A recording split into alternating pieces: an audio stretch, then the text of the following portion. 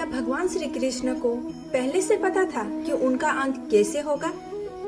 क्या उन्होंने अपनी मृत्यु को स्वीकार कर लिया था? आखिर ऐसा क्या हुआ था कि द्वारका के महान राजा और महाभारत के सबसे बुद्धिमान पात्र ने बिना किसी युद्ध के इस संसार को छोड़ दिया?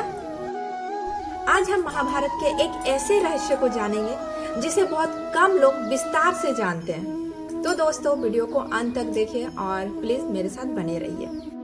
वीडियो को शुरू करने से पहले सबसे पहले नमस्कार दोस्तों, राधे राधे, जय श्री कृष्णा। स्वागत है आप सभी का मेरे यूट्यूब चैनल पर। तो दोस्तों, अगर आपने मेरे इस चैनल पर फर्स्ट टाइम आया है तो प्लीज़ सब्सक्राइब करके जाइएगा और थोड़ा सपोर्ट बनाइए रखिए, क्योंकि मैं इस महाभारत के बारे में डेली बहुत ही सरल तरीके से पोस्ट करती हूँ। तो फ्रेंड्स, चलिए सब्सक्राइब कीजिएगा और सपोर्ट कीजिए और मेरे साथ बने रहिए। तो चलिए बिना देरी किए हम वीडियो को स्टार्ट करते हैं। महाभारत का युद्ध समाप्त हो चुका था, धर्म की विजय हुई और युधिष्ठिर हस्तिनापुर के राजा बने। दूसरी ओर श्री कृष्ण द्वारका लौट आए, लेकिन वे जानते थे कि पृथ्वी पर उनका अवतार अब अंतिम चरण में पहुंच चुका है। उन्होंने कई बार संकेत दिए कि अब उनका कार्य पूरा हो चुका है। जब महाभारत के युद्ध में गांधारी के 100 पुत्र मारे गए तो वे अत्यंत दुखी हुए। उन्होंने श्री कृष्ण से कहा, यदि आप चाहते तो यह युद्ध रोक सकते थे। दुख और क्रोध में उन्होंने श्री कृष्ण को श्राप दिया कि जैसे मेरा वंश नष्ट हुआ है वैसे ही एक दिन यादव वंश भी नष्ट होगा। श्री कृष्ण ने शांत मन से उस श्राप को स्वीकार कर लिया। उन्होंने कहा कि समय आने पर वही होगा जो नियति ने तय किया है।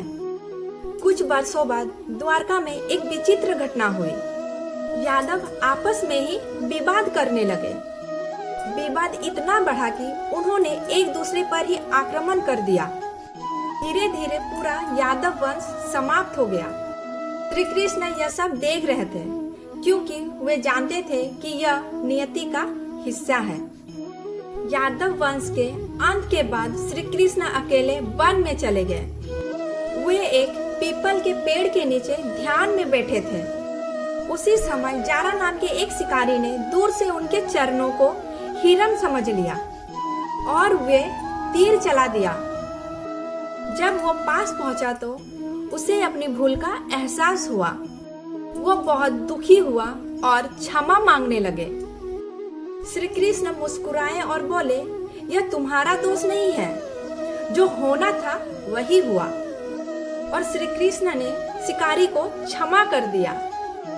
इसके बाद उन्होंने अपना दिव्य स्वरूप प्रकट किया और पृथ्वी पर अपना अवतार पूर्ण कर वैकुंठ धाम लौट गए।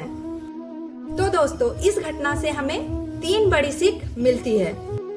पहली, समय आने पर सबसे शक्तिशाली व्यक्ति भी नियति को स्वीकार करता है। दूसरी, क्रोध और अहंकार पूरे वंश का विनाश कर सकते हैं। तीसरी और सबसे महत्वपूर्ण, श्री कृष्ण हमें सिखाते हैं कि कठिन से कठिन परिस्थितियों में भी धैर्य, क्षमा और धर्म के मार्ग नहीं छोड़ना चाहिए। इसी कारण आज भी करोड़ों लोग श्री कृष्ण को केवल भगवान ही नहीं बल्कि जीवन का सबसे बड़ा मार्गदर्शन मानते हैं।